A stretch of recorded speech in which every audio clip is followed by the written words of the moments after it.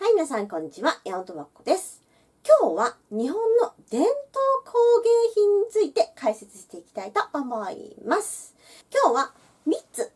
紹介したいと思います。1つ目は、東京の江戸切子です。加賀谷久兵衛っていう人物が、創始したというふうに言われています。今の時代って結構江戸切子職人ってすごい魅力的な作品作ってる方すごく多くって、インスタグラムでさ、たまに江戸切子の写真とか流れてくるんだけど、すっごい綺麗なの。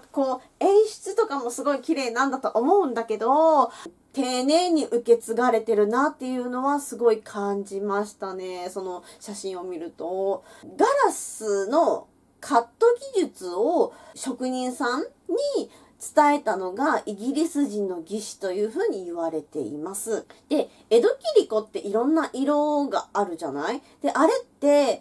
外側が色付きのガラスで、内側が透明のガラスの二重構造になってるらしくって、それでカットすることによって、すごい、色鮮やかな、江戸切子が完成するという風になってるらしいです。二つ目は、南部鉄器ですね。岩手県の南部鉄器。海外の方に人気で、本当にちっちゃい南部鉄器のお土産みたいなのが、京都駅とかにも販売されてて、今すごいいろんな色の南部鉄器とかあって、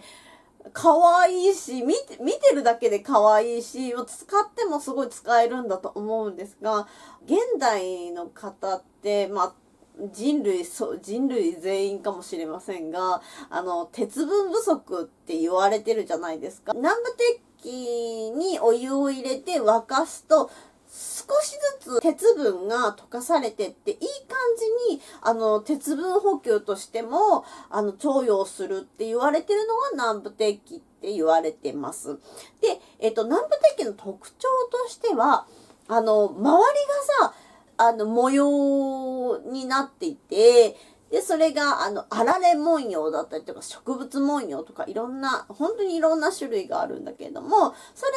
が、一つの南部鉄器の特徴というふうに言われています。最後に、岡山県の備前焼です。私ね、備前焼めっちゃ大好きで、備前焼が好きなのか、備前の古代史が好きなのか、全部ひっくるめて好きなのか、多分全部ひっくるめて好きなんだと思うんですが、やっぱりね、備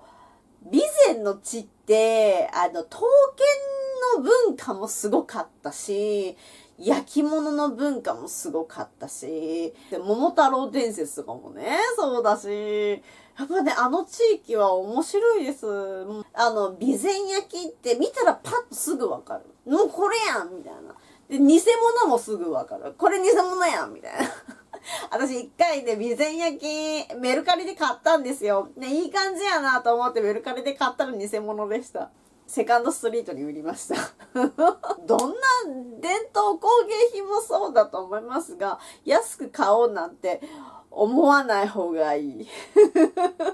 本物を手に入れたかったら、それなりの対価は払わなきゃいけないのが、この世の中の定説だなっていうことがよくわかりました。特徴としては、釉薬使われてないんですよ。